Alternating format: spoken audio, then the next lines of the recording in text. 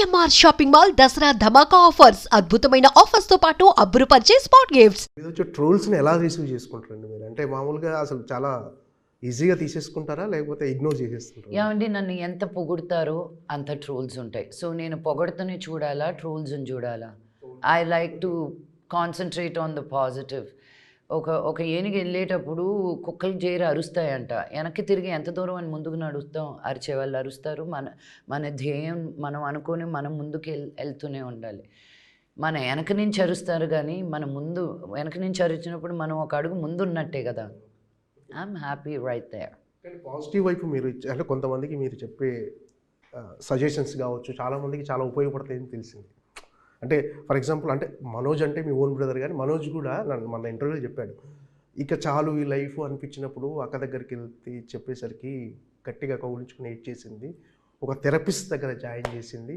So ఈరోజు నేను ఇలా ఉండడానికి కారణం అక్క అని చెప్పాడు, నా ఇంటర్వ్యూలో చెప్పాడు. ఇవన్నీ కూడా చెప్పాడు. వీ ఆల్ నీడ్ హెల్ప్ అండి. లైఫ్ అనేది ఏంటో మనకి పుట్టిన తర్వాత ఏదో కొన్ని నేర్పిస్తారు, కొన్ని మనమే అనేసుకుంటాం చెప్పకుండానే. మన ప్రాంతం బట్టి, మనం పెరిగిన వాతావరణం బట్టి. But we all need help. ఎక్కడో ఒక దగ్గర we feel like my God, you know నేను అనుకునింది సాధించలేకపోతున్నాను, సో ఇంకెందుకు ఈ లైఫ్ అన్న ఇది నేను ఒక దగ్గర ఇన్వెస్ట్ చేశాను, డబ్బులు పోయింది, ఒక సినిమా తీశాను, అది పోయింది అనుకున్నప్పుడు, నిరాశపడిపోయినప్పుడు ఇక్కడితో ఆపేస్తే చాలు కదా అని ప్రతి వ్యక్తి లైఫ్లోనూ ఎక్కడో ఒక దగ్గర అనిపిస్తుంది. That is the most important time. That ఏదో మీ లైఫ్లో పెద్ద మార్పు వచ్చే టైం అది అని. దాన్ని నిలదొక్కున్నప్పుడే దేవుడు మీకు ఆ వెలుతురు ఏదో చూపిస్తారు. బట్ చాలామంది అక్కడ దాకా వచ్చి నిరాశపడిపోయి ఆగిపోతారు and they never see the light. And మనోజ్కి ఆ టైంలో ఎవరు అవసరం ఉన్నది అని నేను I take chances with Manoj, ఇది చేయరా అది చేయరా, and I do not give up on him. And ఎక్కడో ఒక దగ్గర లొంగుతాడు. అందరితోటి ఇంత టైం అండ్ ఇంత ఎఫర్ట్ పెట్టకూడదు గారు.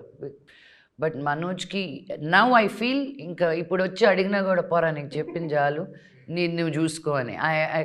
బికాజ్ నౌ గట్టెక్కిచ్చేసాను నేను నా పరాన. ఇంకా let him live his life. Manoj ఇప్పుడు ఒక 10 మందికి చెప్తున్నాడు, ఏంటి మీరు ఏదైనా ప్రాబ్లం ఉంటే థెరపిస్ట్ దగ్గరికి వెళ్ళండి, ఫ్యామిలీతో కూర్చోండి, కౌన్సిలింగ్ తీసుకోండి. అవును, 100%. సో అవన్నీ మనోజ్ చాలా మెచ్యూర్డ్గా చెప్తున్నాడు బికాస్ ఆఫ్ యూ అనమాట. నేను ఇన్నర్ వర్క్ చేయకుండా, సెల్ఫ్ హీలింగ్ లేకుండా నేను ఇంత హ్యాపీగా, ఇంత subtle in my soul, in my భావన. బికాజ్ ఇంతకుముందు ఇంటర్వ్యూస్కి ఇప్పటికీ నాకే చాలా డిఫరెన్స్ కనిపిస్తుంది in the person I am. చాలా ట్రిగర్ అయిపోయేదాన్ని ఇంతకుముందు. ఇప్పుడు okay, that's your opinion, I don't have to agree on it, but that's okay. And all that strength came from నేను ఎవరో, who am I? Ramana Maharshi గారు అదే అంటారు, నువ్వెవరో నువ్వు తెలుసుకో. Who are you? అంతే. Who am I? I am అని నువ్వు చెప్పుకోగలిగినప్పుడే నువ్వేంటో నీకు అర్థమవుతుంది. బట్ ఐ యామ్ దిస్ అనేది మనం చాలా చెప్పుకోలేము. I am so and so's daughter, so and so's ఇది దాన్ని ఏమంటారు, అవుట్ రీచ్ చేస్తాం కానీ మనం ఓన్ చేసుకోం. అక్కడే వచ్చే ప్రాబ్లం. మనం ఓన్ చేసుకుంటే then life becomes little bit more easy అని మటుకు అన్న life it's very very difficult. You need to learn how to navigate through it. అంటే మామూలుగా మీరు ఉమెన్ ఎంపవర్మెంట్ కానీ ఇలాంటి ఇష్యూస్లో చాలామందికి హెల్ప్ చేయటం కానీ పెద్దదానికి రియాక్ట్ అవుతుంటారు. సో ఏదో ఒకటి మీరు ట్విట్టర్లో పెట్టడం కానీ దానికి రియాక్ట్ అవుతుంటారు. ఇది అంటే ఇలా కంటిన్యూ చేయడం అనేది అంటే మీ సెల్ఫ్ సాటిస్ఫాక్షన్ కోసమా, లేకపోతే ఎనీథింగ్ అంటే జనాలు అవేర్నెస్, అంటే సొసైటీలో అవేర్నెస్ తీసుకురావడానికి? 100% అవేర్నెస్ అండి. నేనేదో రైట్ అనుకునేది మీకు రైట్ అనిపించాల్సిన అవసరం లేదు. బట్ నాలా ఆలోచించే వాళ్ళు కూడా చాలామంది ఉన్నారు. And especially being in the position of power, if you do not stand up for something then what is your life for? నేను నేర్చుకుంది ఏంటంటే ప్రతి బ్యాటిల్లోకి వెళ్ళిపోకుండా చూజ్ యువర్ బ్యాటిల్స్. నాకు చాలా వాటి గురించి చాలా చెప్పాలనిపిస్తుంది. కానీ ప్రతి దానిలోనే దూరలేను. Ultimately I'm an actor and an entertainer. నా పరిధేదో నేను నేర్చుకొని, but certain things that are ఇంకా నాకు నిద్ర రావట్లేదు అనేటివి I definitely come out and talk about it. అంటే కొన్ని జరుగుతున్నప్పుడు చూస్తున్నప్పుడు కోపం వచ్చేస్తుంటుంది కదా, అలాంటి చాలా వస్తుందండి కోపం. బట్ ఆ కోపాన్ని కంట్రోల్ చేసుకొని అది మీ జర్నీ అని నేర్చుకుంటున్నా. అంటే మీరు అన్నట్టుగా ఎందుకంటే తెలుగు వాళ్ళకు అవకాశాలు ఇవ్వట్లేరు సరిగా మన దర్శక నిర్మాతలని ఒక చిన్న కామెంట్ చేశారు నిన్న. చిన్నది కాదండి, లౌడ్గానే చెప్తున్నాను. నాకే కాదు, నేను నన్ను అనట్లేదు.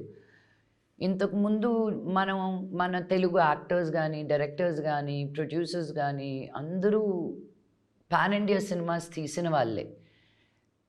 ఎందుకో మరి మన తెలుగు వాళ్ళు మన తెలుగు యాక్టర్స్ని ప్రోత్సహించడంలో ఎందుకు జంకుతారు? నేను అనసూయని చూసినప్పుడల్లా ఎంత హ్యాపీ ఫీల్ అవుతాను. యూనో ఐ నో తన్ని ఎంతమంది ఎన్నే అంటారు అని. She really an inspiration for me. ఎంతమందినైనా నెల్ల తొక్కుకొని తనకు నచ్చినట్టు తను ఉంటుంది చూడు, hats off to her. But చాలామంది ఆ భయంతో మనం పరదాలేసేసుకొని వెనకాల ఆగిపోతూ ఉంటాం. అండ్ మనుషుల్ని బయటికి రానివ్వట్లేదు. బికాజ్ ఎవరికి ఊరికి ఎంత అని వింటాం, మనకి ఎందుకు వచ్చిందిలే అని వదిలేసుకుంటాం మనం. బట్ అది దాటుకొని బయటకు వచ్చే వాళ్ళంటే నేను చాలా నేను ఇన్స్పైర్ అవుతూ ఉంటాను అనమాట. So it's an open question. మీరు ఒక హిందీ అమ్మాయిని తీసుకొచ్చి 6 నెలలు ట్రైనింగ్ ఇచ్చే బదులు ఒక తెలుగు అమ్మాయికి ఇవ్వండి. అట్లీస్ట్ ఆ భాష, భావన, మీనింగ్ ఆ పిల్లకి అర్థమవుతుంది కదా. దట్స్ మై బాధ, అంతే. అంటే చాలామంది హీరోలు కానీ, ప్రభాస్ గారు కావచ్చు, నెక్స్ట్ ఎన్టీఆర్, వీళ్ళందరితో మీరు చాలా ఫ్రెండ్లీగా ఉంటారు. అందరితో వాళ్ళకు మంచి సజెషన్స్ కూడా ఇస్తుంటారేమో మీ పాటలు. ఎవరికి సజెషన్ ఇచ్చేదాన్ని కాదండి నేను, అందరినీ సెలబ్రేట్ చేసేదాన్ని. Who am I to give any? Success celebrate చేస్తుంటారు. Of course, that I will do. But ఎవరికి ఉద్దేశాలు ఇవ్వడము ఇవి అంత టైం వేస్ట్ పనులు వద్దు ఎవరికి. ఓకే. యాక్చువల్ లక్ష్మీప్రసన్న గారు ఎలాంటి క్యారెక్టర్స్ కోరుకుంటున్నారు? అంటే మీ గురించి ఎలాంటి క్యారెక్టర్స్ రాయాలనుకుంటున్నారు? మొత్తం రైటర్స్ కానీ, డైరెక్టర్స్ కానీ మీరు అనుకునేది అసలు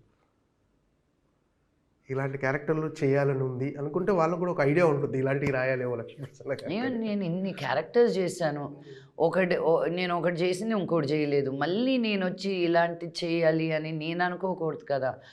I want a good director to see that in me and say. మా వంశీ గారు అంటుంటారు, ఇలాంటి సినిమా మీకు పడలేదండి, మమ్మల్ని ఎప్పుడూ చూడలేదండి అని అనుకుంటుంటాను నేను. ఇది ఏముంది పెద్ద, but even that the getup కానీ, ఆ లుక్ కానీ, ఆ యాటిట్యూడ్ కానీ, I guess people have not seen me in a character like that. But నాకు నేను ఇది అని చెప్పలేను. I like to play all characters really. I enjoy. That is the challenge for me to ఇది నేను చేయగలగనా లేదా అన్నీ ఆ క్యారెక్టర్లోకి వెళ్ళి దాన్ని రియల్ చేయడం అనేది నాకు ఇష్టం. అంటే దక్ష విషయానికి వస్తే అసలు ఈ సినిమాలో అంటే ఆడియన్స్ ఏ మైండ్ సెట్తో వచ్చి చూడాలనుకుంటున్నారు? ఏ మైండ్ సెట్ పెట్టుకున్నాకండి, వచ్చామా ఎంటర్టైన్ అయ్యామా, ఒక మంచి సినిమా చూసామా వెళ్ళామా. నేనేమి బోధించట్లేదు, మీ తల తినట్లేదు, జస్ట్ వచ్చామా, it's a crime thriller, get entertained, go home and go to sleep, buy some popcorn in the beginning of the movie, అంతే. సినిమాలు చేస్తున్నారని తెలుగు తమిళ్లో ఒకటి చేస్తున్నానండి, అండ్ హిందీలో I just finished one show, it came out on Amazon called Traitors. And ఇంకో 2 సబ్జెక్ట్స్లో we're working on it right now. Other లాంగ్వేజ్లో అండి, తెలుగు అదర్ లాంగ్వేజ్లో చేస్తున్నారు? తమిళ్ తెలుగు ఒకటి చేస్తున్నాను, it's dual language. And then there is another one that I'm working on Telugu. Okay అండి, all the best. Thank you Madhu garu. Super hit అవ్వాలని మనస్ఫూర్తిగా కోరుకుంటున్నాను. Thank you, means a lot. Producer కూడా బాగా డబ్బులు రావాలి. Thank you. ఈ సెప్టెంబర్ 19th దక్ష థియేటర్లోకి రాబోతుంది. సో అందరూ దక్ష సినిమాని చూసి ఎంజాయ్ చేయండి. Thank you.